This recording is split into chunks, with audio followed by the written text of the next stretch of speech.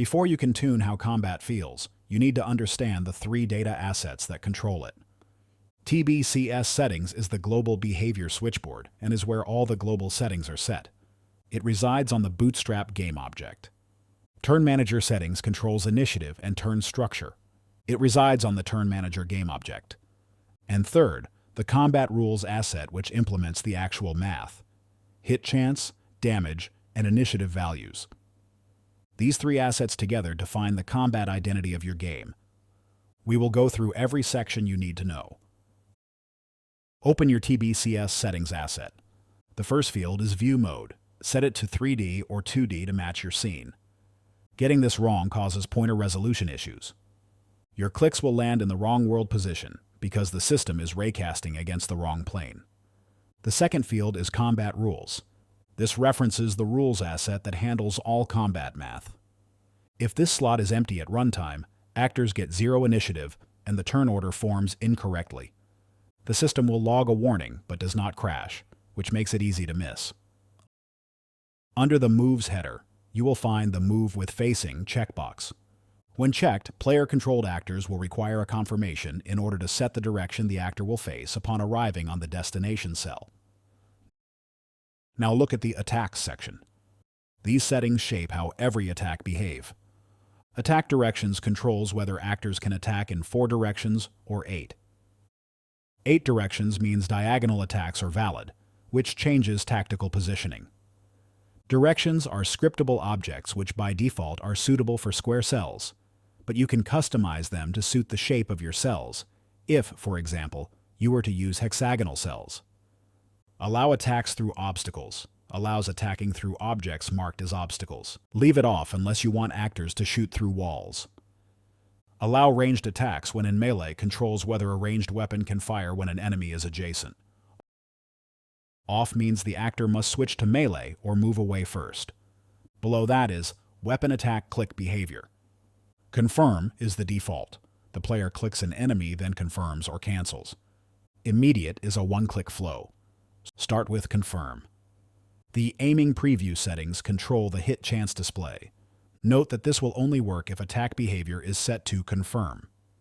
Show hit chance while aiming toggles the percentage above the target. Show out of range placeholder shows a dash for unreachable targets instead of hiding the label. The visual previews section controls what the player sees when planning a move. Move range preview in waiting has 3 options. Always shows walkable cells whenever it is the actor's turn. Hold Shift requires the player to hold Shift to see the preview. Never hides it entirely. Always is the most beginner-friendly option. Show out of range preview keeps the cursor and path visible when hovering outside the move range, tinted red so the player can see why a cell is unreachable. Below this are cursor and path colors. Valid colors are white and yellow-orange by default. Invalid colors are red. You can change these to match your game's visual style. The distance label settings control the cell count display on the cursor. You can switch between metric and imperial units, and toggle weighted diagonals, which makes diagonal moves cost more, matching tabletop conventions. Floating text prefab controls the pop-up text that appears during combat. Damage numbers, misses, status messages, opportunity attack alerts, anything the system needs to communicate in the moment. The default prefab works out of the box. Only replace it if you build a custom floating text UI. Show health bars is a global toggle. Turn it off and all actor health bars disappear. Useful when building a custom health UI. The QL section has Show Ranged Threat Lines, which draws dotted lines from the actor to reachables enemies with a ranged attack. The settings below: Control Dash, Density, and Scroll Speed. Threat line material is the material applied to those lines. The default settings asset ships with a dashed material that works out of the box. Swap it for your own if you want a different style. The voice section controls combat barks, hit reactions, turn callouts, death cries. These only play if the actor has a voice component, which is not on the default prefabs. We mentioned it briefly in episode 3. Mute all voices silences all barks globally. Max simultaneous voice barks caps how many can play at once to prevent audio clutter. Two debug fields at the bottom. Show debug logs enables detailed system logging in the console. Log categories filters which systems log, combat, AI, pathfinding, and so on. Turn this on while developing and off for production. If you use the scene wizard shown in Episode 1, a TurnManagerSettings asset is already assigned to TBCS Turn Manager. If not, create one via Create, TBCS, Settings, TurnManagerSettings, and assign it to the TBCS Turn Manager component in the hierarchy. The key field is Turns, which has two options. Initiative-based calculates a turn order from initiative values. Each actor gets a score, and they act from highest to lowest. This is the classic RPG approach. Faction-based alternates between factions. All friendly actors go, then all hostile actors go, then the next round starts. When using faction-based, two extra fields appear. Starting faction controls which side goes first. Turn order controls whether actors within a faction act in initiative order or in random order. Initiative-based is the default and the best starting point. Switch to faction-based if you want a Fire Emblem or XCOM-style flow where the player controls all their units before the enemy acts. Allow interrupts enables opportunity attacks. Actions marked as interruptible can provoke a reaction from adjacent enemies. This requires that actors have a reaction component and reaction points, which the full prefab includes by default. If interrupts are allowed, the Interrupt Stop Action toggle will let you have the choice to either stop the ongoing action or let it continue when an interrupt occurs. End Turn key sets the keyboard shortcut for ending a turn without clicking the UI button. The default is space. Set it to none if you want to force players to use a UI button instead. The Toolkit ships a basic combat rules asset that works out of the box. It is designed as a simple starting point. No stat dependencies, no dice notation, just flat values you can tune directly. Uses manual initiative is on by default. That means initiative comes from each actor's base initiative field, which we saw in Episode 3. Higher values act first. Use random spread adds a random value on top so identical bases get shuffled each round.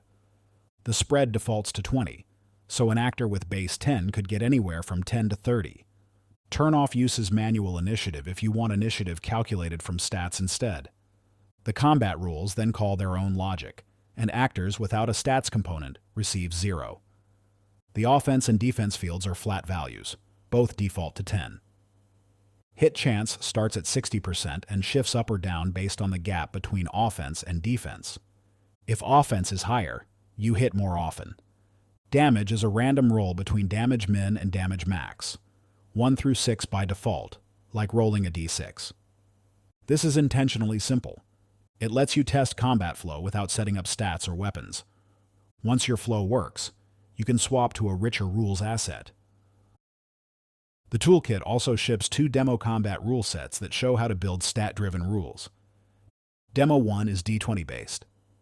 It reads Strength and Dexterity modifiers, uses Armor class for defense, and rolls a d20 for hit resolution. Natural 1 always misses, Natural 20 always hits. If you are familiar with Dungeons & Dragons 5th edition, this will feel like home. Demo 2 is percentage-based, inspired by classic CRPG systems like Fallout. Hit chance is a skill percentage minus the target's evasion, rolled against a d100. Damage passes through a damage threshold. If the raw hit is below the threshold, it is ignored entirely. And then a damage resistance percentage reduces whatever gets through. Both live in the demos folder, not in the core package, so they are reference implementations you can study and copy. Episode 14 will cover how to write your own rules asset from scratch. For now, basic combat rules is all you need. Here is how the 3 assets fit together at runtime. TBCS Settings holds the reference to your combat rules asset. When the Turn Manager needs to calculate initiative, it reads the rules from TBCS Settings and calls Calculate Initiative on each actor. The Turn Manager's own settings, initiative-based versus faction-based, interrupts, end turn key, come from TurnManagerSettings. So the flow is, TurnManagerSettings tells the Turn Manager how to structure rounds. TBCS Settings points the system to the right combat rules. and the combat rules asset does the actual math. In Episode 5, we create weapons, set up a damage type, and watch a hit land with a real damage roll.